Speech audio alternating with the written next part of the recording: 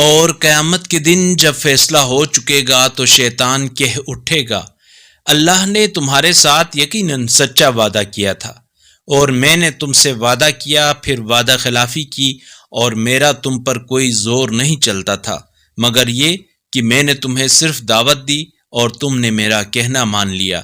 پس اب تم مجھے ملامت نہ کرو بلکہ خود کو ملامت کرو۔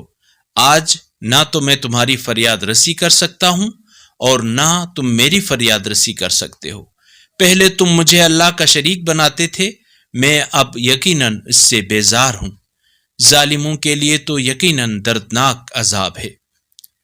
اور جو ایمان لائے اور نیک اعمال بجا لائے اپنے رب کی اجازت سے، وہ ان جنتوں میں داخل کیے جائیں گے جن کے نیچے نہریں بہتی ہوں گی، اور وہ ہمیشہ ان میں رہیں گے۔ وہاں آپس میں ان کی تحیت سلام ہوگی۔ کیا آپ نے نہیں دیکھا کہ اللہ نے کیسی مثال پیش کی ہے کہ کلمہ طیبہ شجرہ طیبہ کی مانند ہے، جس کی جڑ مضبوط گڑی ہوئی ہے اور اس کی شاخیں آسمان تک پہنچی ہوئی ہیں۔